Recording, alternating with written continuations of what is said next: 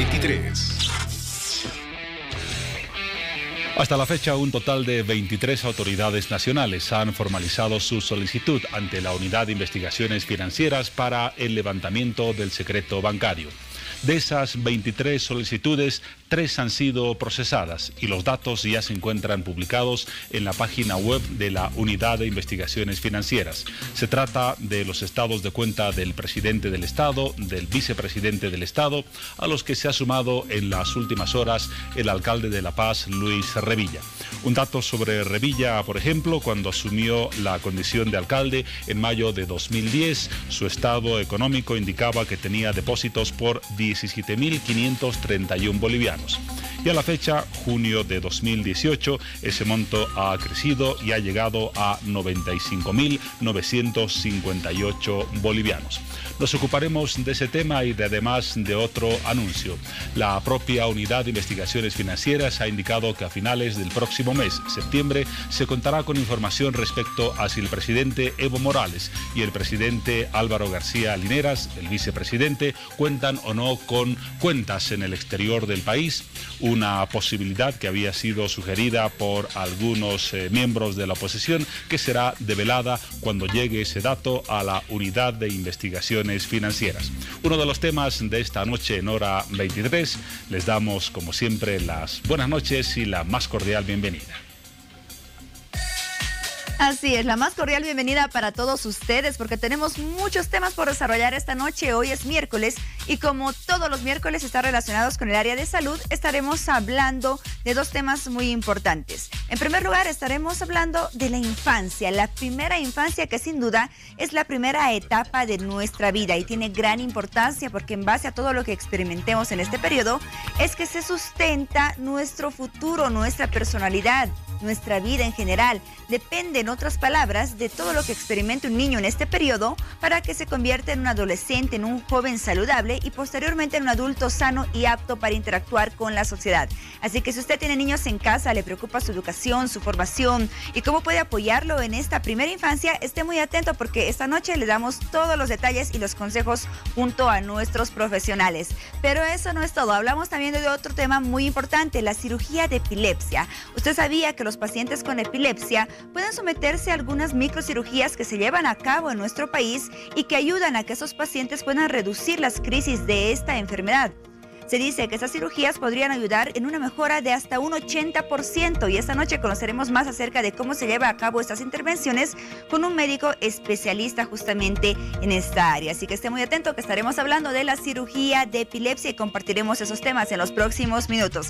Y sin duda, la mejor manera de que usted pueda compartir con nosotros es a través de las redes sociales, donde nuestras publicaciones ya se encuentran disponibles. Recuerde la página de Facebook, Hora 23. Vamos a conocer las publicaciones que están disponibles para los temas que estaremos desarrollando en los próximos minutos. La primera infancia, cuerpo, mente y espíritu.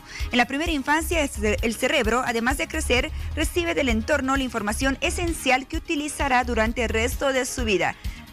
A través de esta publicación ustedes pueden realizar su consulta, todas sus preguntas, sus dudas a nuestros profesionales invitados. Vamos con el siguiente cuadro que está relacionado con la cirugía de epilepsia. La cirugía de la epilepsia se realiza cuando las crisis epilépticas de un paciente no se pueden controlar con la medicación u otros tratamientos. Existen alternativas para estos pacientes y esta noche vamos a conocer más detalles al respecto. Bienvenidos a todos nuevamente y es momento ya de iniciar el programa. Vamos contigo, Juan Pablo.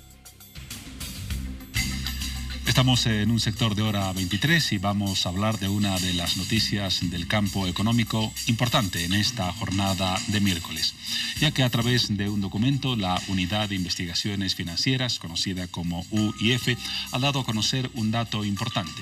Ha señalado que hasta el momento 22 autoridades han renunciado al secreto bancario y por lo tanto han solicitado que a través de los canales correspondientes se transparente la información y se dé a conocer al público de manera abierta cuál es el estado de su situación financiera. Vamos a hablar de este tema y de otros vinculados a este sector con Teresa Morales. Ella es directora de la Unidad de Investigaciones Financieras. Le damos las buenas noches y la bienvenida. Encantada de estar de nuevo con ustedes en Hora 23. Mucho gusto de verlos. Para nosotros el gusto. Decía y anunciaba esa novedad. Hasta el momento, 22 autoridades han solicitado que se despeje su secreto bancario y la información de sus cuentas se haga pública. ¿Es correcta la cifra? Efectivamente, 22, hace un ratito una más, son 23 autoridades, ministros, un viceministro, directores de medios estatales, de empresas públicas, han hecho llegar a la Unidad de Investigaciones Financieras, siguiendo el ejemplo del presidente Evo, que quieren que se publiquen sus movimientos financieros en todo el lapso en que fueron autoridades. Entonces, esta mañana se publicó el movimiento económico, el resumen de cuentas bancarias y créditos del señor alcalde Luis Revilla. En la hoja web de la UIF cualquiera puede encontrar sus movimientos económicos. Ya está disponible. Está disponible desde el primer día que él ha sido alcalde hasta el presente. Y que se va a estamos actualizar. Hablando de mayo del 2010, la última información, junio del 2018. Exactamente, hasta el mes pasado, toda la información sobre su economía, sobre los créditos que ha recibido, sobre cualquier incorporación de recursos a sus cuentas que pueda ser importante.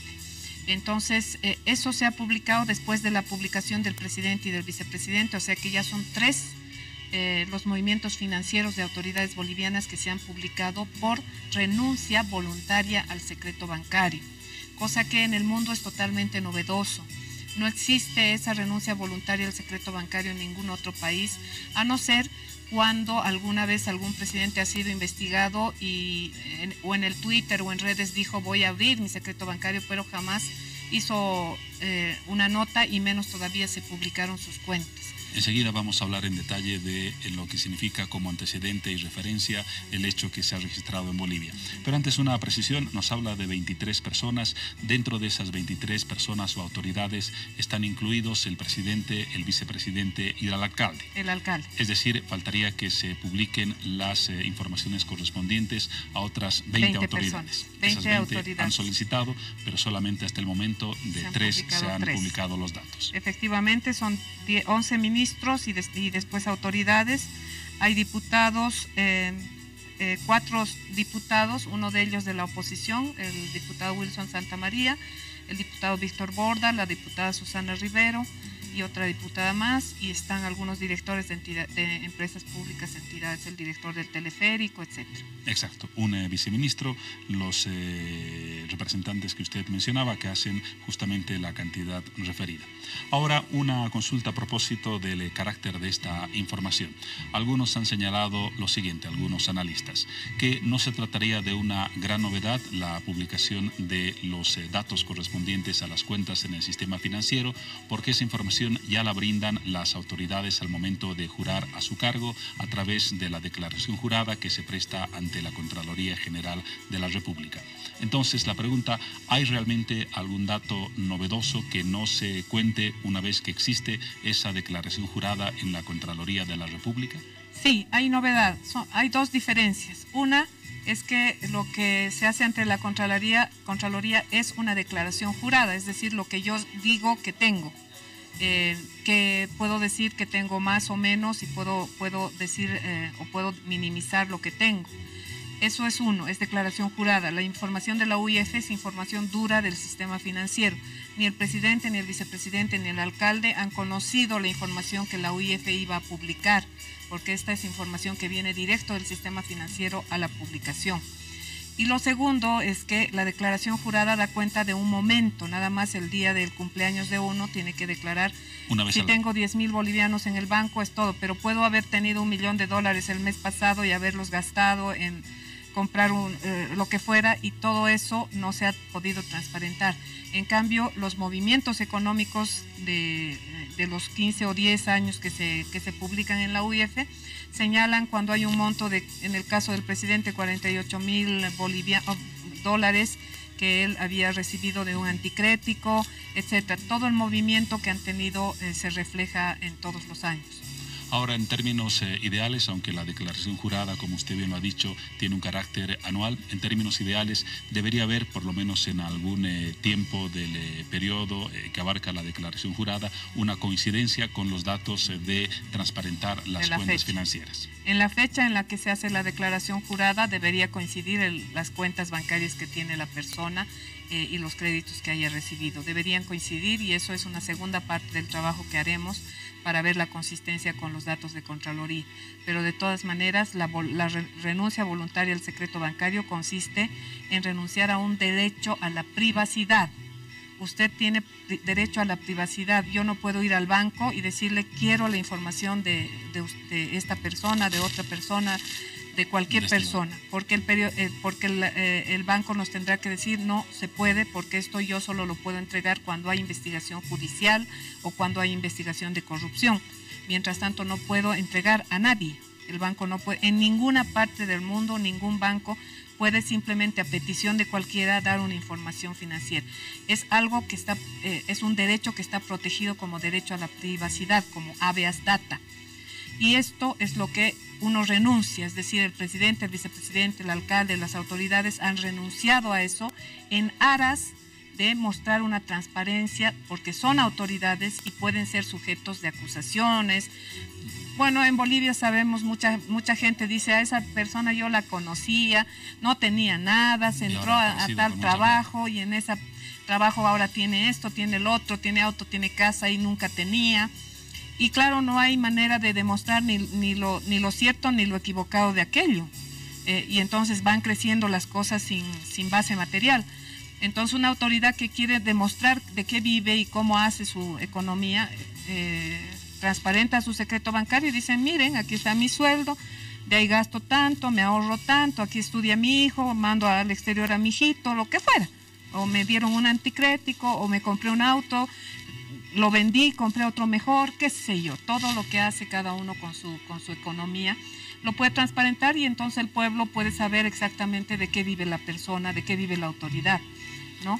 Ahora, sobre el tema de la declaración jurada, explico muy bien la diferencia entre una situación y otra, pero si se hiciera alguna investigación y no hubiera una coincidencia, por lo menos en tiempos similares, de la declaración jurada y de las cuentas en el sistema financiero, ¿esa figura implicaría un delito o un posible proceso? Implicaría una investigación que la Unidad de Investigaciones Financieras haría sobre el caso y de encontrarse indicios serios de responsabilidad por lavado de activos o por corrupción, se mandaría un informe bien hecho a Fiscalía para que se inicie un proceso penal. Entonces ahí tenemos una alerta más para que existe el correspondiente cuidado en la información que se brinda, que brindan todos los funcionarios públicos en la declaración jurada de bienes. Sí, efectivamente es un desenlace posible, ¿no? Que no haya coincidido su declaración jurada con su relación de cuentas bancarias y créditos y en ese caso se habría una investigación penal. Ahora, de todas maneras, esta decisión, la de la renuncia al secreto bancario, es desde luego voluntaria. Una autoridad podría ser quizás mejor vista si recurre a esta situación, pero no tiene un carácter coercitivo ni obligatorio para nadie. De ninguna manera, porque es un derecho. Y el derecho solo la persona involucrada es la que puede renunciar a ese derecho y decir, quiero que vea la gente mis cuentas. Porque el derecho, todos estamos protegidos por ese derecho y no puede nadie obligarnos a renunciar a ese derecho, tiene que ser voluntario. Por eso la ley Quiroga Santa Cruz dice, los servidores públicos podrán renunciar al secreto bancario mientras dure su gestión de servidores. Entonces eso es lo que están utilizando los mandatarios al hacer esta renuncia. En otras legislaciones ni siquiera eso está permitido. Entonces, en Bolivia hay una audacia de legisladores cuando han puesto eso en la ley, Marcelo Quiroga Santa Cruz, pero más audacia todavía la del presidente, el vicepresidente y nuestras autoridades, que son primeras en el mundo, de que son un montón de autoridades que renuncian a su secreto bancario y le quieren mostrar al pueblo, al país, qué movimientos, qué economía tienen, de qué viven, cuánto gastan, cuánto ahorran, etcétera, etcétera. Una cosa muy personal y muy privada. A propósito de lo que menciona, la información del vicepresidente y del presidente en cuanto a estados financieros, usted anunció a principios de mes que se había solicitado información al sistema financiero internacional para saber si tanto el señor Morales como el señor Linera tenían cuentas a su nombre en el exterior. ¿Ya se cuenta con esa información o cuándo estará disponible? Se ha solicitado al sistema financiero, el sistema financiero internacional, la red de UIFs en el mundo. Tenemos un grupo Egmont, que es la red de UIFs en el mundo. Todos estamos obligados a colaborar con el resto del mundo cuando nos solicitan información. Lo malo de esto es que no hay un plazo muy claro, muy definido. Hemos hecho la solicitud del presidente y del vicepresidente. También vamos a hacer sobre otros funcionarios una vez que se publique, pero todavía no hemos recibido señales de los países que hemos solicitado. ¿Hay alguna estimación de plazo para recibir esa información? Sí, debería ser máximo de aquí a un mes que recibamos buena cantidad de la información, ya la podamos publicar, indicando si es que el presidente Evo, el vicepresidente Álvaro tienen alguna cuenta en el exterior, qué cuenta tienen y además cuánto dinero tienen y cuánto han movido, cuánto han sacado, cuánto han metido de esa cuenta. Estaríamos hablando de finales de septiembre. Seguramente sí, vamos a tener esa información y me encantará traerla también a ustedes. Seguro que sí, la esperaremos. Y la indagación sobre lo que ocurre en cuanto a cuentas en el exterior abarca solamente a los titulares de las cuentas o se solicita información también sobre parientes cercanos, primos, hermanos, algunos otros que puedan tener relación consanguínea con esas autoridades y tengan cuentas en el exterior, o solamente se limita al titular de la cuenta, el presidente y el En el momento solamente a ellos. Ahora, si ellos solicitaran que su familia más cercana, sus allegados, sus personas de confianza sean investigados, entonces estas personas también tienen que hacer llegar su carta y se puede hacer la investigación de sus allegados. Esa es una siguiente fase. Hay gente que dice, bueno, pero no, normalmente una persona no tendría la plata en su cuenta sino en la de su esposa o de su hijo. Es lo que comentan es mucho lo que comentan. Si hubiera una investigación más exhaustiva, yo puedo conseguir esa información, pero mientras no estén en investigación son ellos mismos los que deben renunciar a su secreto. Únicamente ellos. Solamente ellos. En el caso de las otras 20 personas que han presentado el requerimiento de renunciar al secreto bancario, automáticamente se pide la información en el sistema financiero internacional sobre posibles cuentas, o se trata de una doble solicitud, que estas personas también pidan que se investigue si tienen cuentas en el exterior. En el caso del presidente y del vicepresidente, ellos me han solicitado. En el caso del alcalde no ha solicitado, por lo tanto no voy a indagar sobre eso. Otro que ha solicitado es el diputado Wilson Santamaría, que también voy a indagar. Los que soliciten, como es voluntario, los que soliciten haré conocer las cuentas internacionales. Los que no lo soliciten no será necesario. Entonces se necesita un segundo pedido para recabar esa información a nivel internacional. Sí, efectivamente, un segundo pedido. Nos decía al principio, gracias, nos decía al principio que no existen antecedentes ni en la región ni en el mundo sobre esta circunstancia, la renuncia al secreto bancario. ¿Es así de radical la figura en los funcionarios públicos en el mundo? ¿Algún caso en Europa, en algún país vecino? Es muy radical porque definitivamente una renuncia voluntaria sin estar investigado en ningún proceso, es decir, yo de hoy a mañana, sin estar investigado en nada, pido que se publiquen mis cuentas y que mi pueblo sepa qué platita tengo. Eso no lo hay en el mundo. Ha habido en el Perú, por ejemplo, el expresidente que cayó por corrupción, el presidente Pedro Pablo Kuczynski, en algún Twitter dijo voy a renunciar a mi secreto bancario, pero ya cuando estaba procesado, ya creo que estaba a punto de entrar en la parte más dura del proceso y habían entrado a indagar cosas en su propia casa. Cierto. Hubo un presidente africano que igual cuando ya le acusaron de corrupción y estaba a punto de entrar a la cárcel también dijo voy a transparentar mis cuentas, pero en ninguno de los casos han oficializado esta solicitud y en ninguno de los casos señalados se ha publicado ninguna cuenta de ninguno de ellos, ¿no? En Estados Unidos es importante que en algunos los mandatarios tienen la obligación de transparentar sus cuentas, pero eso es por ley, no es renuncia voluntaria por transparencia. Muy bien. A raíz de este dato, de este caso, a principios de mes se difundió la información de las cuentas del presidente del Estado plurinacional en nuestro país y hubo una información errada generada por un funcionario de la entidad que usted dirige, la Unidad de Investigaciones Financieras. Se abrió el proceso, estuvo el funcionario en San Pedro, ahora está con detención domiciliaria. Este caso ha servido para mejorar los mecanismos internos de manejo de la información en la unidad que usted dirige para evitar que se registren errores como el que se presentó a principios de mes? Por supuesto que sí, he hecho unos ajustes importantes en el equipo técnico que trabaja en particular el tema del secreto bancario y todos los demás temas también de investigación. Se han tomado medidas administrativas de reorganización del equipo y se han aumentado los filtros para la calidad de la información de tal manera que sea imposible ya cometer algún error o que alguien malintencionado nos vulnere la seguridad de la oficina y de los datos que manejamos. Se sigue manteniendo la tesis de que hubo un acto deliberado de mala intención en el manejo de la información. Algunos juristas opinaban que, por ejemplo, ese funcionario no debería haber sido procesado bajo la vía penal, sino bajo la vía administrativa. La vía penal no es excluyente de la vía administrativa. El funcionario está siendo procesado tanto por vía administrativa, ya está procesado en la institución, también por vía penal, por la envergadura del daño, ¿no? El daño a la imagen y a la imagen tanto de la institución como del propio presidente ha sido muy duro. Entonces ha habido una acusación penal que no la hemos retirado y que está en curso y hay un proceso administrativo que se le está siguiendo al funcionario también.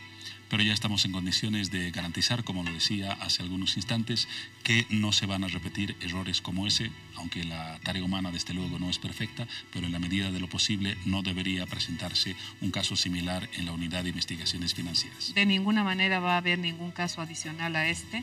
Y además el tipo de control que tenemos es que el propio sistema financiero va a ver reflejados los números que nos mandan en los resúmenes que publica la UIF y los propios bancos van a tener la posibilidad de verificar la veracidad de los datos. Todos los bancos del sistema financiero pueden verificar que la información que nos mandaron se publicará adecuadamente.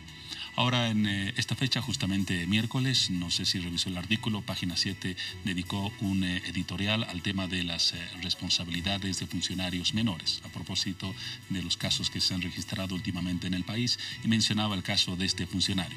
Y decía, la verdadera responsable debería ser la directora de la Unidad de Investigación Financiera por una incorrecta supervisión de lo que hacen sus subalternos. ¿Qué opina de ese punto de vista de ese medio de comunicación? Depende bien del caso en el que estemos hablando, ¿no? En este caso yo revisé la información y instruí que se colgara al sistema, pero en el momento de enviar la información al sistema fue que este funcionario cambió la información, cambió el dato.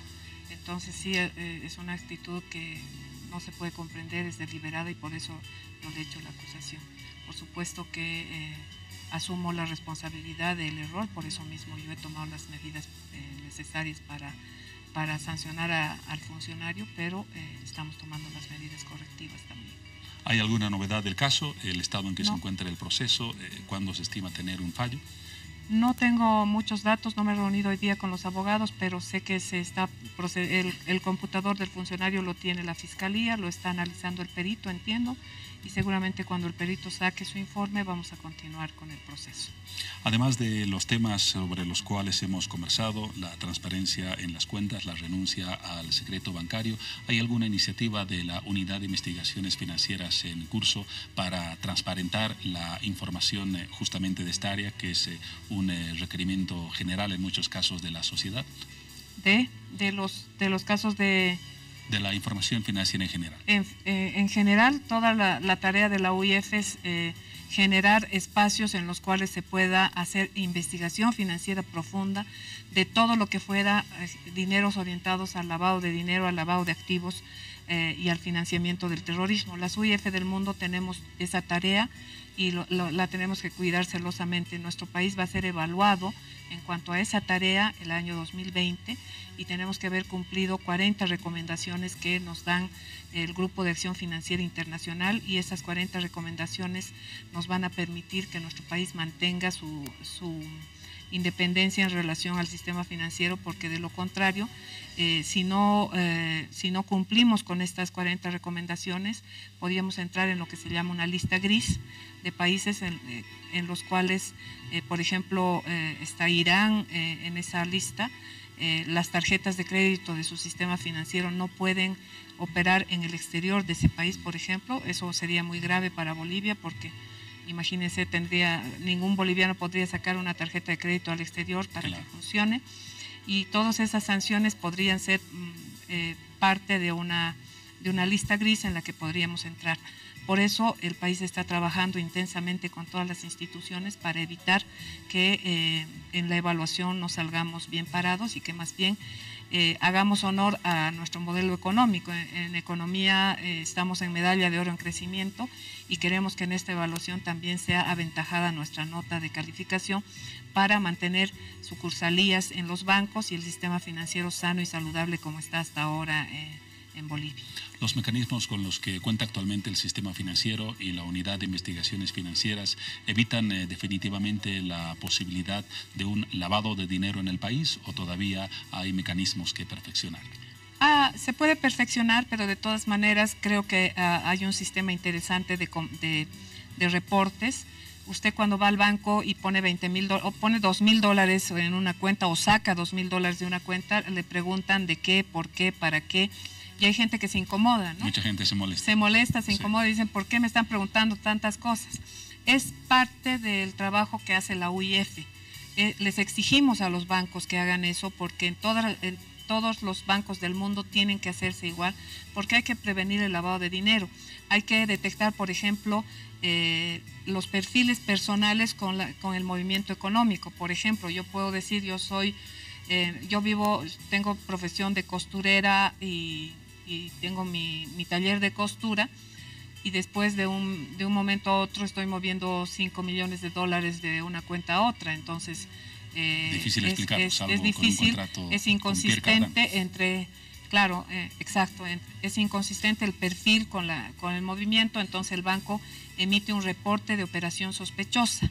Ese reporte de operación sospechosa es analizado por la UIF, y si hay efectivamente, ahí en ese caso la UIF puede indagar sobre los parientes, sobre amigos, etcétera, porque ya es motivo de una investigación y no tiene necesariamente que haber renuncia voluntaria al secreto bancario.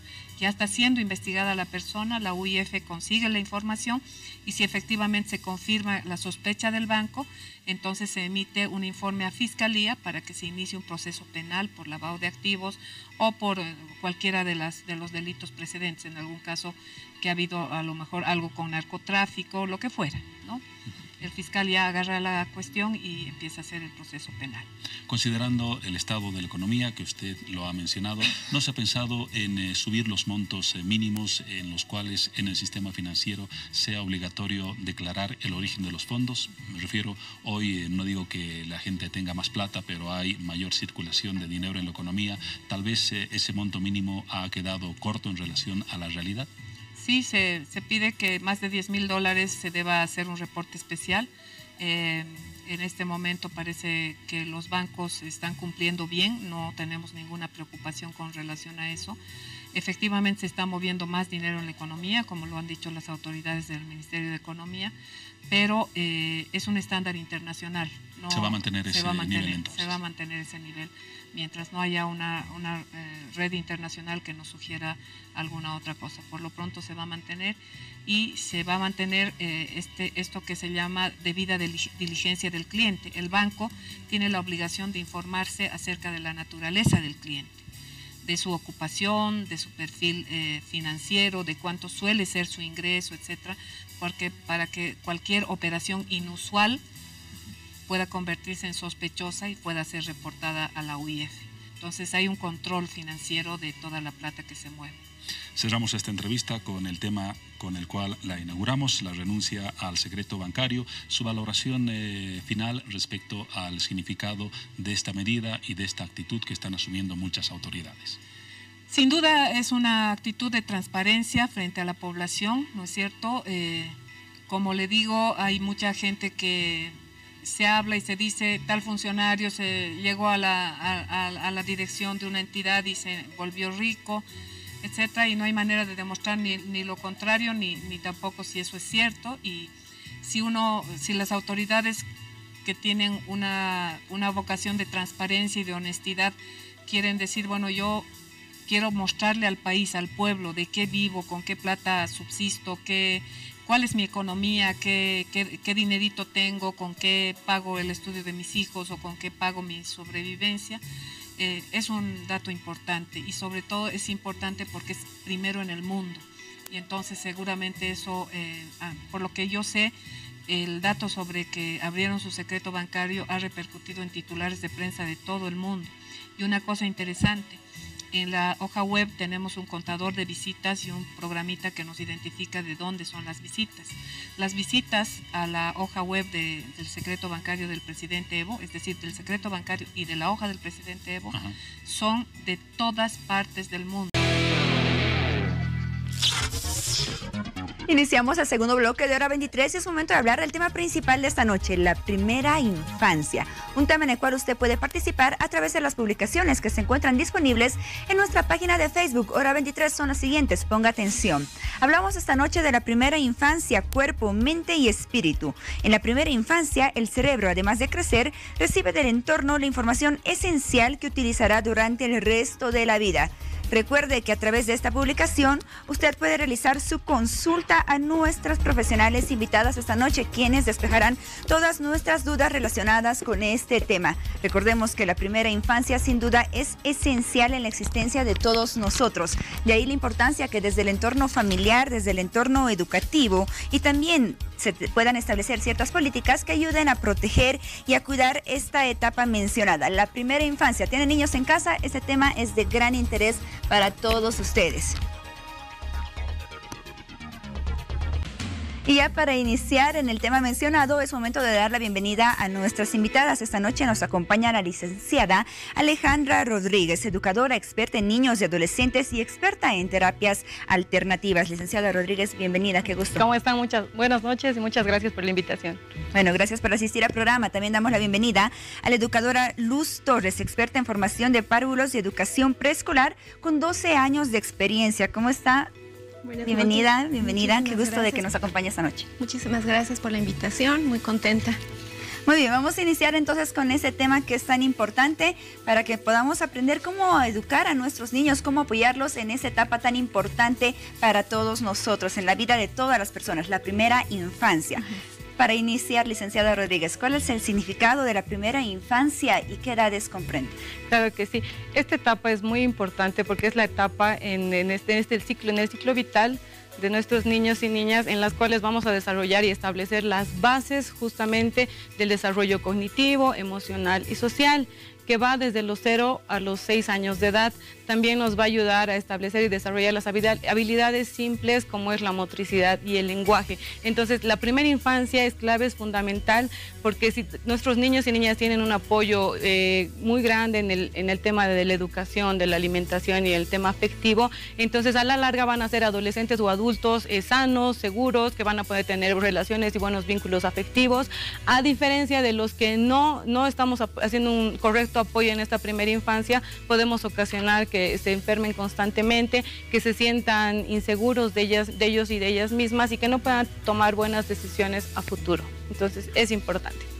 Muy bien, Luz Torres, ya mencionábamos algunas situaciones que se establecen en esta etapa de la vida que son muy importantes. ¿Cuáles son aquellas atenciones, aquellos cuidados que se deben brindar a los niños, el apoyo que se debe brindar para que así ellos puedan crecer y puedan ser educados y puedan crecer de forma sana, enfermarse menos y además desarrollar todas las aptitudes, las habilidades necesarias?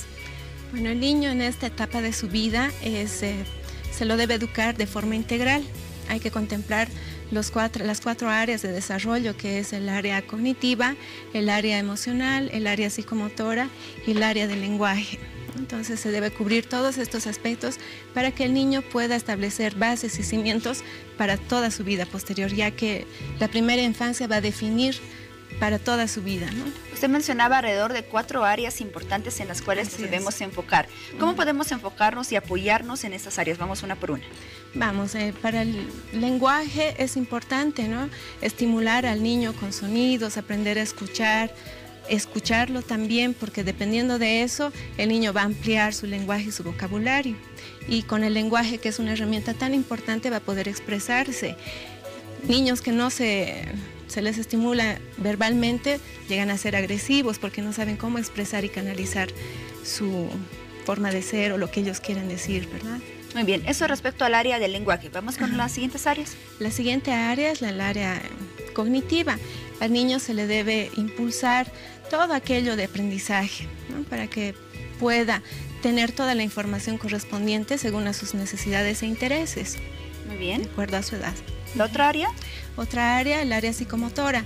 El niño tiene que estar en constante movimiento para poder realizar su esquema corporal, para tener bases de su esquema corporal y poder dominar el tiempo y el espacio en su cuerpo y tener relaciones mejores con los demás. Bien, ¿tenemos un área más? Tenemos un área más, el área emocional, que es muy bien, importante, sí, donde el niño construye su identidad, construye su autoestima, construye su confianza en sí mismo y con los demás. Es muy importante porque el niño ya se va a interrelacionar con la sociedad. Muy bien, licenciada Rodríguez, algunos otros consejos que usted quiera sumar para poder apoyar a los niños en estas distintas áreas durante la primera infancia. Claro que sí, durante la primera infancia, papás y mamás, es muy importante que podamos distinguir 3 aspectos que son importantes en esta primera infancia, que es la identidad, la autoimagen y las cualidades de nuestros niños y niñas. Autoimagen, porque ellos se hacen la pregunta, ¿no? Que dicen, ¿quién soy? O sea, ¿quién es? Es importante en esta etapa para que ellos se identifiquen con ellos mismos, puedan tener confianza en ellos mismos, que empiecen a interactuar. Y en esto nos van a ayudar mucho los centros parvularios, nos van a ayudar papá, mamá a interactuar con ellos. El tema de la autoimagen tiene que ver en quién crees que eres, cómo te sientes, quién eres. Entonces, en esta parte de la autoimagen, ¿qué nos va a ayudar? La parte de creatividad, las experiencias, los sentimientos, las emociones. Nos va a ayudar mucho la parte de la anatomía, la parte física, para que ellos se identifiquen, vean la diferencia de un hombre y de una mujer. Esto para esta etapa nos va a ayudar, en esta autoimagen nos ayuda mucho trabajar con el espejo, que podamos hablar con ellos de los ojitos, de los bracitos, las piernitas y también el cuidado y el amor hacia ellos mismos. Y finalmente el tercer aspecto que es importante es el tema de las cualidades, que muchas veces no nos damos cuenta como papás y mamás, no observamos, no somos conscientes de las cualidades que tienen en esta primera infancia. Pueden tener tantas cualidades y nosotros no observamos, no nos damos cuenta porque justamente estamos apurados, ocupados, estresados. Y por otro lado hay otro extremo en el cual tal vez los niños y niñas en la primera infancia no tengan ciertas capacidades o cualidades que queremos en cuanto a canto, baile, por ejemplo, alguna actividad, y el papá o mamá obliga o presiona a que este niño participe en cierta actividad. Entonces tiene que ser un desarrollo natural, cada etapa es diferente. No nos olvidemos también que en la primera infancia vienen los miedos, desde que son bebecitos, de los 0 años, 0 a los 3 meses, por ejemplo, empiezan a asustarse con los ruidos fuertes. Más adelante, a medida que van creciendo, de los 3 a los 6 meses empiezan a tener miedo a los rostros que ellos no conocen. Más adelante, cuando son más grandes, empiezan a tener miedo a la oscuridad, y todo eso a veces como papás no identificamos y pensamos que no es normal o que tiene mi hijo y nos preocupamos, pero en esta etapa es normal los miedos que a veces van desapareciendo o permanecen, pero eso va de acuerdo al tiempo de cada niño y niña. Muy bien, dejamos claro en todos estos minutos que hablamos de la primera infancia que es muy importante referirnos a los papás, a las mamás y también a los educadores. ¿Cuál es la preparación con la cual deben contar aquellos profesionales que tratan con niños que están atravesando la primera infancia? Es importante que el niño sea supervisado tanto por los educadores, por los padres, la comunidad que le rodea, y también un grupo de profesionales multidisciplinarios que pueden apoyarnos, ¿no?, a detectar algún problema o trastorno en su aprendizaje, en la salud, etcétera, y podemos intervenir de forma certera en su momento y poder sacar adelante a ese niño, ¿no?, en su primera infancia. Tomando en cuenta el entorno familiar, es importante la función paterna y materna en el desarrollo de esta primera infancia, y puede ser desarrollada de manera correcta cuando solamente existe una de las dos funciones, solamente existe el padre o la madre. Claro que sí, depende bastante de la actitud de los padres, ¿no?, o del padre o de la madre, y que se sienta motivado, que se disfrute su paternidad o su maternidad básicamente con el niño, ya que ahora tenemos a disposición bastante información, ¿no?, y se puede apelar también a la ayuda de tantos profesionales que pueden rodearnos, ¿no? Pero como digo, es bastante importante la actitud del padre o de la madre. Muy bien, licenciada Rodríguez, ¿qué es importante o es esperable observar respecto al desarrollo psicológico, al desarrollo emocional de los niños que se encuentran entre estas edades? Psicológico y emocional. ¿Qué es lo que podemos observar o lo que debemos esperar observar en los niños que están atravesando la primera infancia respecto al desarrollo psicológico y emocional? Es muy importante porque si tomamos en cuenta qué nos dice Piaget, por ejemplo, en estas etapas del desarrollo son 4 etapas: la sensoriomotora, preoperacional, concreta y formal, que muchos papás tal vez si lo vamos a hacer general y para que ustedes entiendan por qué es importante, porque en la primera etapa, en esta etapa sensoriomotora, los niños empiezan a sentir, empiezan a tocar los objetos, a identificar. Entonces es importante que nosotros estimulemos estos sentidos. Ahora en la etapa preoperacional, ¿qué sucede? Acá nuestros niños y niñas empiezan a hacer muchas preguntas, empiezan a hacerse tantas preguntas y es cuando papá y mamá justamente no quieren interactuar con ellos. Y es importante porque les dicen, o sea, ya no me hagas tantas preguntas, ¿por qué me preguntas tanto? Ya cállate. O les dicen no sé o después te respondo o finalmente los ignoran. Y es en esta etapa que dice Piaget que es cuando más tenemos que apoyarlos y tenemos que responder a las preguntas que ellos nos hacen. En la etapa, por ejemplo, concreta, y es más o menos de los 0 a los 7 años donde está, perdón, es hasta de los 5 a los 7 años donde es la etapa simbólica, el juego de roles, cómo les gusta ahí disfrazarse, fantasear, jugar a hacer roles, a qué es el chef, a qué es el jardinero. Entonces los papás lo toman como si fuera algo no importante, pero es fundamental. Cuando él quiere hacer el rol de seamos jardineros, pues es cuando más él se siente seguro y se siente confiado y expresa ahí justamente las emociones y nos va a ayudar bastante a la larga esta etapa. Ahora obviamente cuando son más grandes, que es la etapa formal que va de los 7 a los 12 años, es una etapa que ya son más grandecitos, están entrando a la pubertad, cuando ellos ya tienen las ideas, las preguntas más claras y las tareas incluso son más complejas, ¿no? Que ya se les da más responsabilidad y es importante también. Ahora, ¿cómo se trabaja con aquellos niños que atraviesan determinadas situaciones? Por ejemplo, niños con alguna capacidad especial o niños que llegan a este mundo y que son abandonados por sus padres, son huérfanos y no cuentan con un entorno familiar.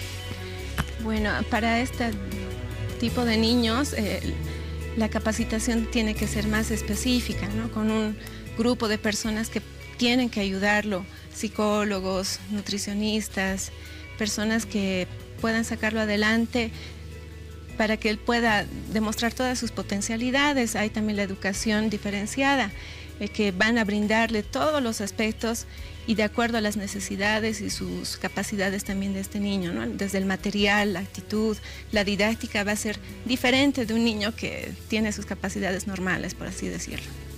Muy bien, ¿usted tiene alguna sugerencia, claro que licenciada, sí. respecto a los niños con discapacidad, por ejemplo? Con los niños de discapacidad, sí, obviamente tenemos que tener mucho más paciencia en este proceso, ¿verdad?, de la primera infancia, pero muchos papás ahora tal vez se hacen esta pregunta, o sea, ¿qué hago si yo veo algún, si me preocupo porque veo algún retraso, veo alguna dificultad, alguna situación, ¿qué debo hacer? Entonces, en muchos casos, ellos quieren adelantarlos a la edad, ¿no? Los presionan y los estimulan, los saturan de estímulos, y eso no les ocasiona, justamente esa puede ser una causa de hiperactividad de la cual se habla cuando el niño está tan saturado, tiene tanta distracción alrededor. Entonces este niño o niña puede justamente volverse hiperactivo, se va a distraer porque ya tiene demasiada información. Ahora, ¿qué es lo que quería hablar justamente en esta parte? Es que cuando se ve perjudicada la primera infancia como papás y como mamás, cuando perjudicamos y de qué más bien nos deberíamos preocupar, es cuando papá y mamá no tienen tiempo para escuchar, para jugar justamente con sus hijos o sus hijas, cuando los papás dejamos la educación a cargo de los abuelos, de la niñera tecnológica, de la televisión o de terceras personas, cuando perjudicamos esta primera infancia es cuando nos olvidamos que la educación va a partir del ser más que del tener. Ahorita nos ocupamos más de qué tiene mi hijo no necesita nada, tiene todo, pero no nos estamos ocupando de su ser integral, si realmente su hijo o su hija está feliz, está tranquilo, se siente amado, aceptado. Esas son causas importantes. También, que perjudica bastante papá y mamá, y a mí me llama bastante la atención, es cuando los toman como los guantes de boxeo a los niños y a las niñas cuando hay conflictos de pareja, cuando se van a divorciar y van a ver el tema de la tutela y los toman a ellos como si fueran cosas, objetos, como si se estuviera hablando de la casa, del coche, y no están viendo cuán grande es el daño emocional que ellos están viendo afectados en este proceso, que más bien ellos necesitan sentirse alegres, confiados, aceptados. Cuando no existe un buen manejo de la primera infancia, no existe el apoyo adecuado, la atención adecuada a los niños en esta etapa, ¿qué consecuencias se pueden presentar a futuro, ya para un adolescente o para un adulto? A la larga son bastantes, porque incluso la ausencia paterna y materna es fundamental. Ahora vamos a hablar de 2 puntos. Si hay ausencia, el abandono emocional y el abandono físico, ¿a qué quiero llegar? Es que si bien los papás van a poder estar ahí presentes en el núcleo familiar, pero si no hay amor, no hay atención, no hay cariño, no hay comunicación, entonces hay un abandono emocional. Entonces, por ejemplo, en el caso de una mujercita o un varoncito que no se ha criado con la figura paterna o materna, o se ha criado con ellos, pero igual están ausentes emocionalmente o físicamente, a la larga van a tener conflictos en la pareja, a la larga van a sentirse desconfiados de ellos mismos, se van a sentir inseguros, entonces sí les va a causar problemas de convivencia a la larga. Muchas veces también puede ocasionar que tengan miedo a ser papás, miedo a ser mamás, y por eso a veces prefieren no tener hijos también. Entonces esa es la consecuencia a largo plazo. Muy bien, vamos a conocer algunas preguntas que llegan a través de nuestras redes sociales, preguntas que han sido formuladas por nuestros televidentes. Ponga atención porque vamos a dar respuesta a todas las consultas que llegaron a través de nuestra página de Facebook, Hora 23. La siguiente pregunta para la licenciada Rodríguez nos escribe Yesenia Cuentas y nos dice: buenas noches y muchas felicidades por su programa. Gracias, Yesenia. Mi consulta es la siguiente, nos dice: ¿qué ejercicios mentales debemos utilizar para un mejor desarrollo cerebral de nuestros hijos? El contacto visual. La comunicación, así como estamos sentadas, esa es la forma correcta. Muchos papás me dicen cómo hablo, cómo me expreso, cómo les digo, cómo me siento. Entonces, el contacto visual, el sentarnos frente a frente, porque a veces, ¿qué pasa? Estamos tan distraídos con esta situación digital del celular que a veces les llamamos la atención, los enojamos, les reñimos, les decimos qué tienen que hacer y no estamos observando, no nos estamos tomando el tiempo para comunicar. Entonces, las frases y afirmaciones positivas, o sea, reconocer lo bueno que están haciendo en vez de ver lo malo, lo negativo, y el lenguaje corporal es muy importante. Y también el contacto físico, los besos, los abrazos son estímulos muy positivos para sus hijos. Muy bien, ahí está la respuesta, Yesenia. Esperamos haber despejado tus dudas respecto a la consulta que tenías. Vamos con la siguiente pregunta. Nos escribe Grover Arce y nos dice: buenas noches, Hora 23. Buenas noches, Grover. ¿Cómo podemos tener una comunicación efectiva con un niño caprichoso, licenciada Torres? Con un niño caprichoso, lo importante es establecer límites en forma muy cariñosa, en forma respetuosa con el niño, también respetando su ritmo de aprendizaje, sus tiempos. Es todo eso que conlleva porque vemos al niño como una persona, no es un adulto, un pequeño, es un niño el que necesita atención. Entonces, si está haciendo caprichos, si está haciendo berrinches, lo más importante es dejarlo con sus berrinches un momento, y en el momento que se tranquilice, cuando baje ese decibel de berrinche, pues conversar con él, reflexionarlo, tranquilizarlo y explicarle, ¿no?, diferentes situaciones que puedan presentarse por qué está haciendo el berrinche. Entonces, lo más importante es la comunicación con el niño después de que haya hecho su berrinche, ¿no? Y poco a poco va a ir bajando esos berrinches porque él va a entender que conversando puede solucionar los problemas, negociando también con él. Muy bien, gracias, licenciada Torres. Vamos con otra pregunta que está dirigida también a su persona. Nos escribe Rosa Barrios y nos dice: buenas noches, felicitarlos por su hermoso programa, en especial a Juan Pablo. Gracias, Rosa. A nombre de Juan Pablo te agradecemos por esta felicitación. A ver, la consulta es la siguiente. Dice: mi hijo es muy resentido, me preocupa qué puedo hacer para que mi hijo no sea así y mejorar su carácter. Resentido, habría que ver las causas de por qué está resentido el niño, ¿no? Tienen diferentes características las edades, ¿no? Como a los 2 años se enojan de todo, a los 3 años son mucho más sensibles, a los 4 ya se puede negociar un poquito más con él. No sé qué edad tendrá su niño, ¿no? Pero lo importante, como digo, es poder conversar con él, mostrarle la situación, el por qué se siente así. Es muy importante identificar lo que él siente, las emociones que él siente y canalizar también esas emociones de manera adecuada para que se sienta bien él y se sienta bien la familia. Muy bien, agradecemos a todos por sus consultas y le recordamos que usted puede seguir participando a través de las publicaciones disponibles y nosotros estaremos despejando sus dudas junto a nuestros profesionales. Licenciada Rodríguez, hablaban de niños caprichosos, mencionaban también niño resentido. ¿Cómo uno puede determinar o puede darse cuenta de algunos signos de alerta en esta edad de la primera infancia, necesidades de la primera infancia. Claro que sí. Tanto el berrinche como el capricho hay desde el caprichito hasta el caprichote. Existen esos términos, ¿no? Caprichito, capricho y el caprichote, que es el más grande y más intenso.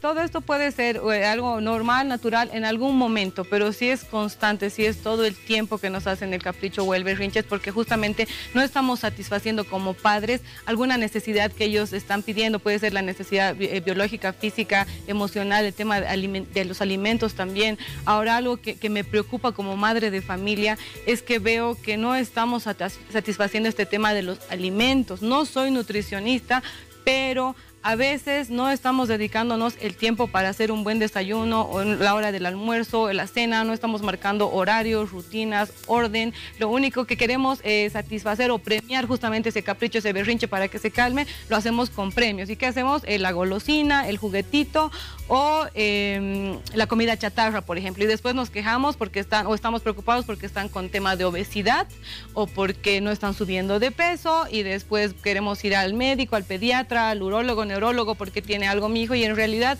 no vemos que esto es más emocional lo que él está atravesando. Entonces tenemos que tener bastante control en qué estoy dando de alimentar a mi hijo. Realmente, si tanto lo amo y lo quiero, me preocupo por su alimentación y por su educación. Es algo que sí tenemos que tomar en cuenta. Ahora, el resentimiento, a mí más me parece ese resentimiento parte porque papá y mamá no están respondiendo justamente a sus interrogantes, a sus preocupaciones. Puede ser un niño, un adolescente, pero ellos se enojan, se sienten resentidos, porque no se sienten aceptados ni protegidos dentro del hogar. A veces decimos, mi niño, mi niña no me hace caso, es porque en realidad nosotros también no les hacemos caso a ellos. Entonces, a veces es importante pedir disculpas, reconocer que también nosotros como padres también nos equivocamos y fallamos. Entonces, tenemos que reconocer, pedirle disculpas y dejar que ellos expresen las emociones, que ellos hablen en voz alta sus emociones. Decir, me siento enojado, me siento triste, hablar como mamá y papá, mi amor, te veo enojado, te veo triste, te veo cansado, ¿qué tienes?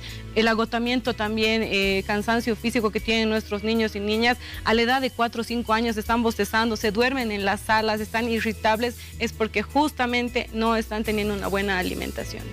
Muy bien, todos estos signos de alerta podrían reflejar que el niño está sufriendo o podría presentar alguna dificultad en un futuro, sí, ¿cierto? Claro que sí, muy bien, está sufriendo. Cuando detectamos estos signos de alerta, licenciada Torres, ¿cómo podemos apoyarlos?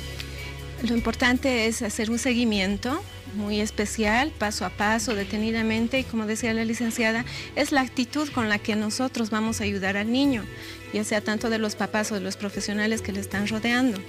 Entonces hay que hacer un seguimiento evolutivo, de corto, de largo plazo, para ver qué resultados, cómo está actuando, cómo se está aplicando esta ayuda al niño y cómo el niño va a resolver esto conjuntamente a su entorno adulto. Muy bien, usted, licenciada Rodríguez, es experta en terapias alternativas, por ejemplo. ¿Cuándo se aplican estas terapias y en qué consisten? Las terapias alternativas consisten justamente en la ludoterapia y los ejercicios de relajación. Trabajo bastante ejercicios de relajación con nuestros niños y niñas.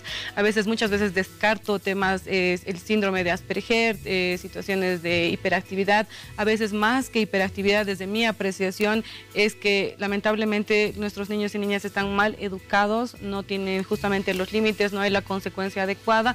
Entonces trabajamos con las dinámicas con los papás y justamente la ludoterapia a través del juego nos ayuda mucho a bajar los niveles de estrés que también ahora sí están sufriendo nuestros niños y niñas en la primera infancia, y los ejercicios de relajación que tienen un resultado muy positivo porque he logrado que los niños y niñas justamente puedan volver a dormir a las horas que deben dormir, puedan hacer la siesta, puedan recuperar el tema de la alimentación, porque a veces también nuestros hijos e hijas no comen es porque sienten miedo, se sienten tristes, nos están haciendo también un berrinche con el silencio cuando no quieren comer. No es realmente porque ellos sean una pataleta nada más pasajera, es porque ellos están desanimados, desmotivados, y nosotros como papás tenemos que asumir el rol y la responsabilidad para hacer algo por estos niños y niñas. Y antes de que se me olvide también, si hablamos de Freud, él habla de la etapa oral y anal, por ejemplo. Si nos enfocamos solamente en la etapa anal, es cuando los niños, es la que también me llama la atención, esta etapa anal es cuando los niños y niñas aprenden a ir ir al baño. ¿Qué está pasando ahora? Tengo muchos casos de este tema del control de esfínteres. Cuando no pueden controlar el tema de ir al baño, los papás los están presionando demasiado para que tengan una mejor digestión, o piensan que es un problema de los riñones. Cuando van al pediatra o al urólogo y descartan esta situación, les vuelvo a decir, estoy segura que es tema emocional, porque los niños y niñas tienen que tener una digestión normal, una alimentación buena y adecuada, y les aseguro que no van a sufrir de temas de estreñimientos, ni disenterías, ni se van a hacer pipí, no van a mojar la cama. Estas etapas son normales y como papás necesitamos más paciencia y tolerancia y apoyar de una forma adecuada. Sí, para acotar esto es importante, como decía, recalcar el desarrollo y el ritmo del niño, el ritmo de aprendizaje, sus tiempos, su edad, sus intereses y necesidades. Esto del control de esfínteres no es un aprendizaje, sino es una madurez emocional. Muy bien, cuando hablamos de primera infancia hay algunos términos que nos llaman la atención, por ejemplo, regulación afectiva, confianza básica. ¿En qué consiste esto? La regulación afectiva consiste en que el niño tenga que descubrir lo que él está sintiendo, como decía la licenciada, si se siente enojado, si se siente feliz.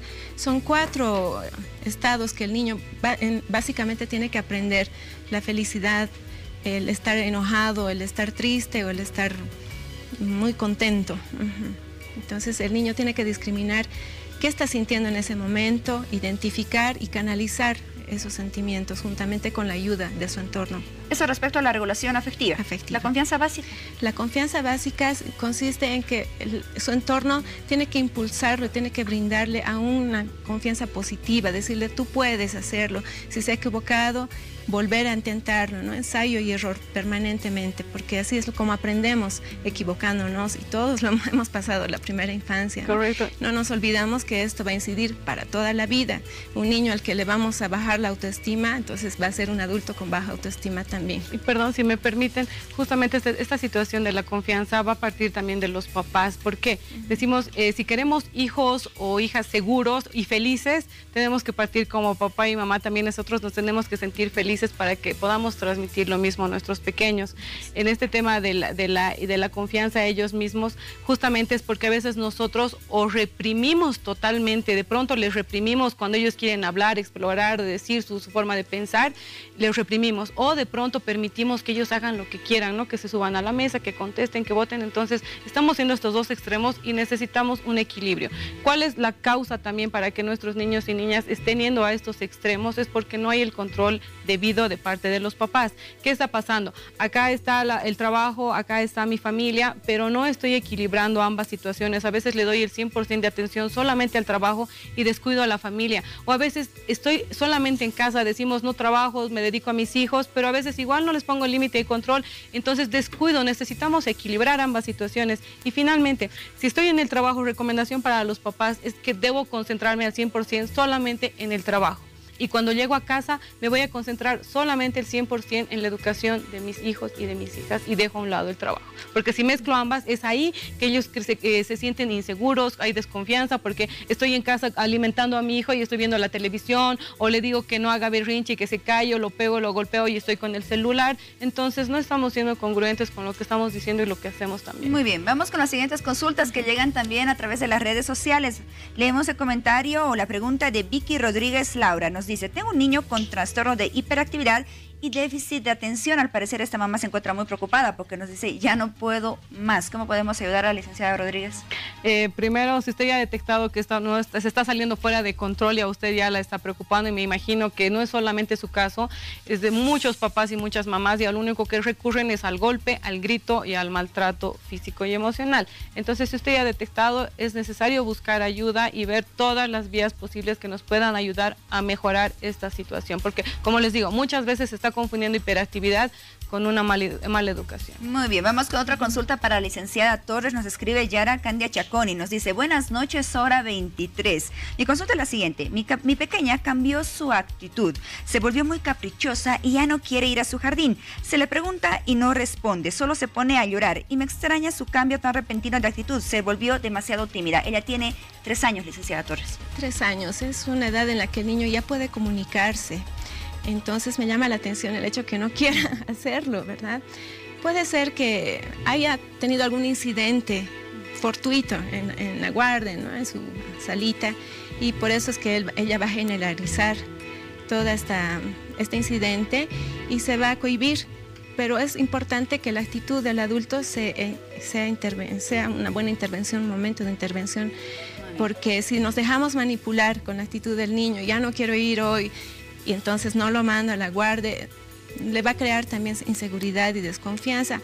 Hay que hacerlo de manera muy, muy cauta, ¿no? Y acompañarlo al niño, decirle, sí. Y perdón, es importante conversar en esta etapa, es importante conversar y estar muy atentos, porque puede ser, como tú decías, te doy toda la razón, que puede ser el tema de manipulación. Van a manipular, que no quieren ir porque prefieren el juego, o porque hay están recibiendo muchos mimos, muchos premios, mucha sobreprotección, está tan mimada que manipula a los padres. Pero del otro lado podemos ver que lamentablemente, también como educadora lo digo, hay maestras parvularias que no cuentan con la vocación y la paciencia de trabajar con niños y niñas. Entonces, la primera infancia, ustedes saben que es importante y no podemos dañarla más. A mí me preocupa, me molesta, porque hay educadoras que no tienen la paciencia, los gritan, los lastiman, los jalan, y como creen que son indefensos, que no pueden hablar, entonces no dicen nada. Pero es importante que usted, papá, le pregunte qué pasó, cómo te sientes cómodo, te sientes bien, y si realmente han detectado que este niño está sufriendo maltrato o niña, entonces tienen que cambiarlo de centro infantil. Muy bien, gracias por todas sus respuestas. Y bueno, vamos a continuar despejando las dudas de nuestros televidentes con respuestas breves para que así podamos responder a todas las consultas que nos llegan a través de las redes sociales. Nos escribe Emma Zuñagua y nos dice: mi niño tiene 2 años y 8 meses. Aún no une palabras. ¿Qué puedo hacer para estimularlo, licenciada Torres? Para estimular el lenguaje es importante que el niño tenga objetos tangibles con los que pueda interactuar. Es importante enunciar las acciones para que el niño pueda tener un significado de lo que está haciendo, ¿no? Va en forma natural. La ampliación del vocabulario, como te digo, con material tangible que pueda palparlo, que pueda manipularlo, ¿no? A partir de eso el niño va haciendo una pirámide de su lenguaje. Muy bien, vamos con otra consulta para la licenciada Rodríguez. Nos escribe Daniela Gómez, esta es la última consulta. Nos dice: buenas noches y muchas gracias por hacer este tipo de programa. Mi hijo tiene 1 año y 9 meses y llora mucho cuando me voy de su lado, a pesar de que le explico que voy a hacer la comida o que estaré limpiando. Él siempre quiere que esté a su lado en todo momento, no puedo hacer casi nada. Y estos últimos días no quiere dormir por las noches, solo duerme si le doy mi pecho. Y cuando le quiero gritar, se despierta y comienza a llorar. ¿Es un problema de inseguridad, licenciada Rodríguez? Sí, es inseguridad y es el tema del apego.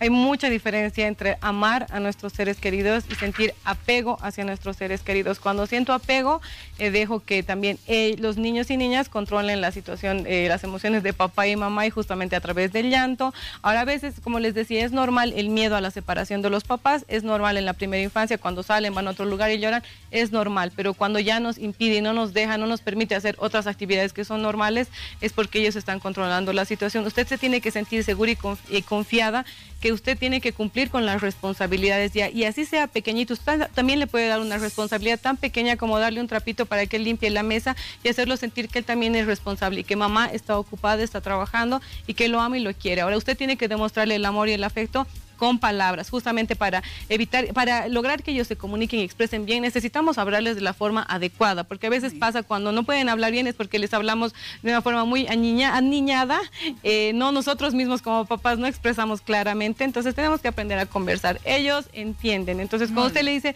yo te amo, te quiero, pero tengo que hacer mis actividades, está haciendo que él también sea independiente. Perfecto, esperamos con el aporte de nuestros invitados, de nuestros profesionales, haber despejado sus dudas y sobre todo haberle ayudado a que usted pueda ayudar a su niño durante esta primera infancia. Agradecemos a la licenciada Alejandra Rodríguez y también a la licenciada Luz Torres, y será hasta otra oportunidad con ambas. Gracias por acompañarnos. Muchas gracias a ustedes. Vamos con las noticias más destacadas de esta jornada, porque ya nos encontramos justamente en la medianoche. Es momento de conocerlas.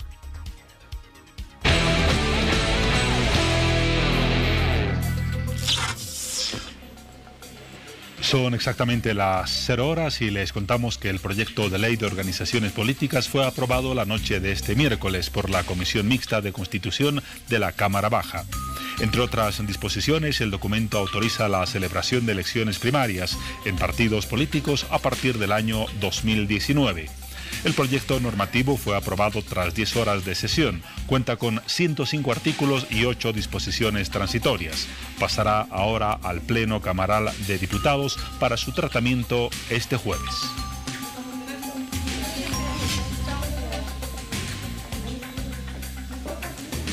La demanda instaurada por el expresidente Carlos Mesa por el caso de la defensa legal de Equivorax fue rechazada este miércoles por la Fiscalía. Recordemos que Mesa señaló al procurador Pablo Menacho y a los ministros de Defensa, Héctor Arce, y de Minería, César Navarro, como responsables de que el Estado erogara 42 millones de dólares a una transnacional chilena. Y revisamos la tercera y última información. A través de un informe, el monitoreo de cultivos de coca de la Oficina de las Naciones Unidas contra la Droga y el Delito, se estableció que existen 1.109 hectáreas de cultivo de coca en el polígono 7 del Tibnis. Este anuncio superó la cifra que calculó el viceministro de Defensa Social, Felipe Cáceres, quien dijo que existía aproximadamente 400 hectáreas de coca en el lugar. Asimismo, admitió que en la zona se hallaron pozas de maceración de droga.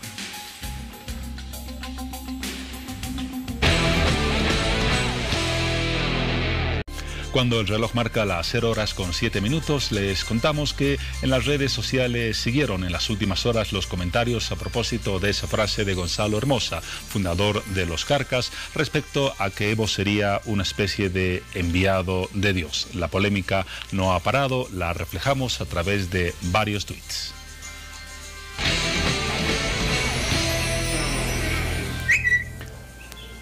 El primero, la agencia de noticias Fides, a través de Radio Fides, nos hace conocer un pronunciamiento del arzobispo de Sucre, Monseñor Jesús Juárez. Él ha respondido a Los Carcas y a Gonzalo Hermosa y ha dicho, como lo ven en el texto, que el único enviado de Dios es Jesucristo. Otros pronunciamientos sobre el tema, en este caso de Héctor Arce Saconeta, ministro de Justicia. Él expresó a través de un tuit: si hay algo que identifica a la nación boliviana aquí y en todo el mundo desde hace casi medio siglo, es la incomparable música de Los Carcas. Gente sencilla, honesta, profesional, valiosa, digna y patriota que supo llevar a lo alto el nombre de Bolivia, dice el ministro de Justicia. Otra ministra, Vilma Alanoca, a través de un tuit de Herbol, o de un tuit que es reproducido por Herbol, ha señalado que afirmar que no se gastaron recursos públicos en la contratación del Grupo Carcas para el evento del pasado fin de semana en Ibirgasama y que todo lo hicieron, dice Alanoca, con aportes propios. Pide la ministra respeto para este grupo musical.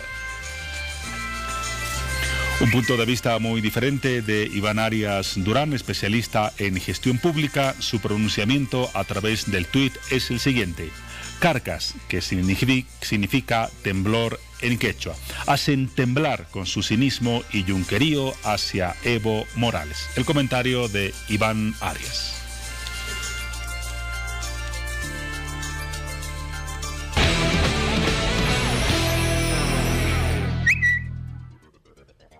Muy bien, continuamos hablando de salud esta noche y es momento de abordar el siguiente tema: cirugía de epilepsia. Nuestra publicación ya se encuentra en la página de Facebook Hora 23 desde que inició el programa y usted puede participar a través de ella. La cirugía de epilepsia se realiza cuando las crisis epilépticas de un paciente no se pueden controlar con la medicación u otros tratamientos.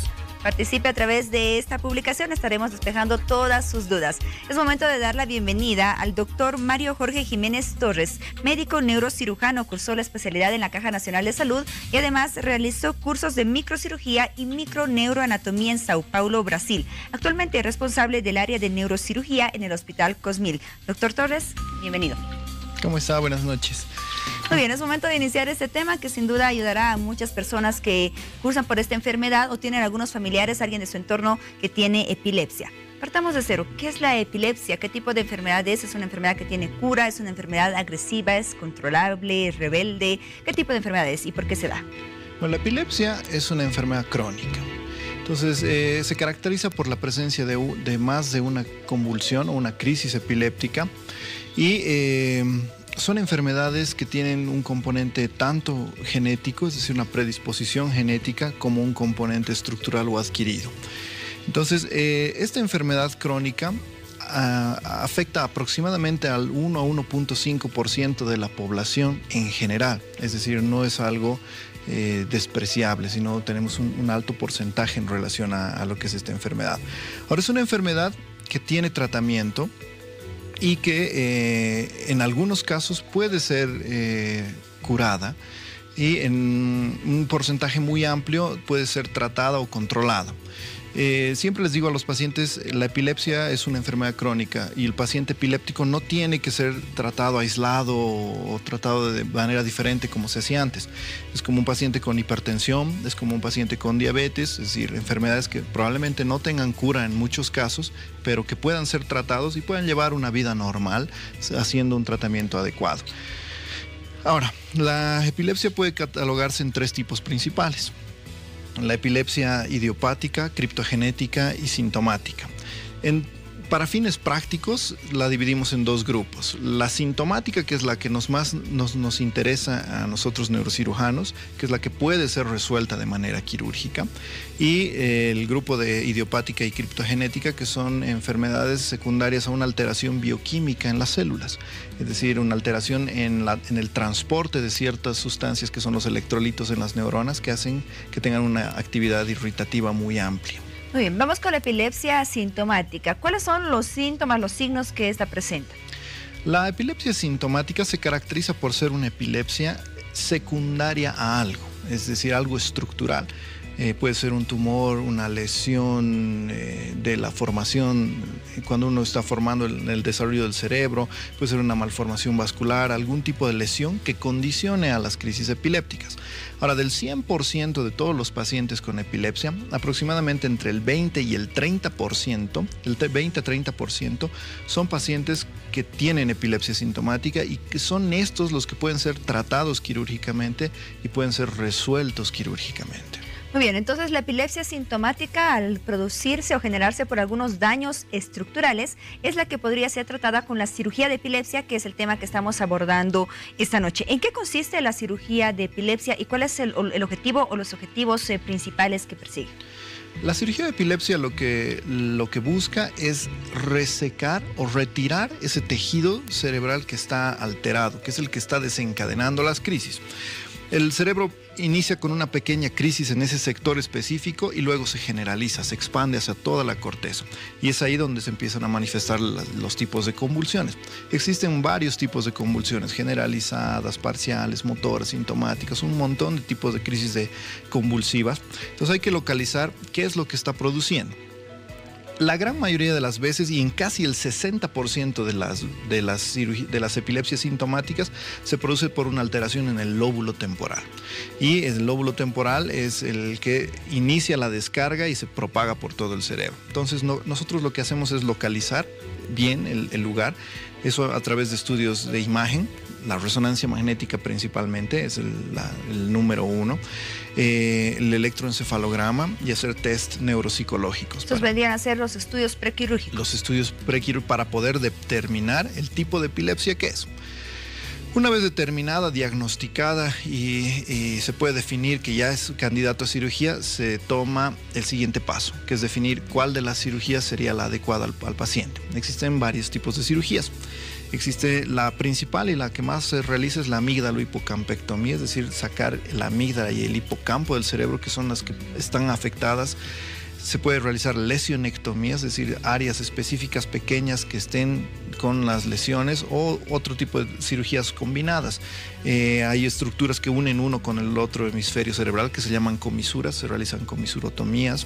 Se pueden realizar hemisferotomías funcionales, es decir, desconectar el hemisferio alterado del otro para poder mejorar el cuadro clínico del paciente. Entonces se diagnostica, se le da un nombre, se le da un apellido y de una vez diagnosticada bien el tipo de epilepsia, se procede a la cirugía. Muy bien, a ver, lo que yo entiendo es que a través de esta cirugía se puede retirar algunas estructuras o algunas regiones donde se encuentra el problema, porque la epilepsia se estaría localizando de principio en determinado lugar o región del cerebro. ¿Qué pasa cuando la epilepsia es generalizada? ¿Se puede aplicar también estas cirugías? Cuando la epilepsia es generalizada, lo que no entra dentro del protocolo. ¿Por qué? Porque todo el cerebro está irritado, entonces evidentemente no podríamos retirar toda la estructura. Ahora, en la actualidad se están realizando estimuladores profundos cerebrales, se colocan unos electrodos específicamente en ciertas áreas del cerebro y es como un marcapasos para el corazón, pero para el cerebro. Especialmente en los lóbulos temporales se pueden colocar electrodos y se va estimulando y se va controlando y regulando la actividad eléctrica del cerebro por ese tipo de electrodos cerebrales profundos. Ese sería el tratamiento alternativo. Sería un tratamiento alternativo. También se colocan estimuladores vagales. Hay un nervio que es el nervio vago, entonces se colocan unos estimuladores a través del nervio para tratar de controlar algunos tipos de crisis. Pero en general las epilepsias generalizadas se tratan farmacológicamente. Ahora, esto es algo importante porque el mito de que un paciente epiléptico tiene que tomar un montón de medicamentos es alejado de la realidad. El 90% de los pacientes bien diagnosticados y bien tratados se controlan con un solo fármaco. A dosis adecuadas se puede controlar con un solo fármaco. Ahora, evidentemente, si es un paciente que es candidato a cirugía, se opera, se realiza el tratamiento quirúrgico y se controla en más del 80 o 90% sus crisis. Para eso catalogamos en 4 grados posoperatorios. El grado 1 es que se ha liberado totalmente de crisis. El grado 2, que se ha liberado en más del 80-90% de las crisis. El grado 3, que aún persiste con la misma cantidad de dosis que tenía antes de medicamentos, pero con menos crisis. Y el grado 4, que bueno, no ha habido modificaciones. Ahora, dentro del tratamiento quirúrgico, las estadísticas internacionales y las nuestras nos indican que más del 70% de los pacientes entran dentro del grupo 1 y 2. El porcentaje de éxito sería entre el 70% de los pacientes más o menos que llegan a ser controlados en el 80% de las crisis, que reducen en un 80%. Más o menos hasta en un 90% de los pacientes operados se libera de crisis o se las controla. Digamos, un paciente que convulsiona 10 veces al día llega a convulsionar una al mes o una cada 2 meses. Entonces, la calidad de vida es significativamente mejor. El paciente puede empezar a trabajar, se incorpora socialmente. El gasto económico a largo plazo igual es mucho menor porque por los fármacos se reducen radicalmente. La idea es que al año o 2, al año de la cirugía podamos retirar todos los fármacos y el paciente esté sin medicación. Muy bien, entonces el control posterior a la cirugía debe permanecer por lo menos durante un año, ¿cierto? Es lo que estamos dejando claro. El paciente postoperado de epilepsia tiene que realizar controles por mucho tiempo, más o menos unos 4 o 5 años. Pero los fármacos los mantenemos por normas y por protocolos internacionales hasta un año después. Obviamente en dosis muy reducidas a las que tomaban antes y posterior a ellos se van reduciendo hasta retirarlas. Bien, ¿cómo debe prepararse el paciente con epilepsia para recibir esta cirugía? Lo que nosotros hacemos, los inducimos a un protocolo, se llama el programa de cirugía de epilepsia. Entonces, hacemos una evaluación neurológica clínica, tenemos que ver la parte psicológica, que es muy importante, porque un gran componente de los pacientes con epilepsia tienen un factor psíquico. Entonces, por eso ahí va la importancia de hacer test neuropsicológicos para ver cómo va a responder el paciente después de la cirugía. Tenemos que realizar estudios de neuroimagen de alta calidad, resonancia magnética. Una tomografía no nos sirve. Entonces, una resonancia magnética y se realizan estudios neurofisiológicos, estudios de electroencefalografía, pueden ser prolongados o video electroencefalograma, que es el ideal, monitorizar al paciente durante 24 horas conectado al electroencefalograma y determinar bien el foco irritativo, de dónde están haciendo. Y lo correlacionamos con la clínica, con el tipo de convulsiones que tiene, lo correlacionamos con el video electroencefalograma y con el estudio de imagen. Esa unión de todos los signos, los estudios y todo lo que realizamos nos determina el tipo de epilepsia y la cirugía que le vamos a realizar. Muy bien, ¿qué posibilidades existe, doctor, de que con estas cirugías se podría ocasionar tal vez o generar lesiones graves sobreañadidas? O sea, ¿hay alguna posibilidad de que pueda surgir esto? La idea... Toda cirugía tiene riesgos, absolutamente todo. En medicina, desde poder colocar una inyección hasta operar una malformación cerebral, tiene riesgos. Pero la idea de esto es, al haber estudiado al paciente determinado, diagnosticado y catalogado bien, el riesgo descrito en la literatura es menor de 0.5% de que algo pase añadido a lo que tenía el paciente previo. Es decir, el paciente entra y sale de quirófano mejor. Esa es la idea, por eso se le propone la cirugía.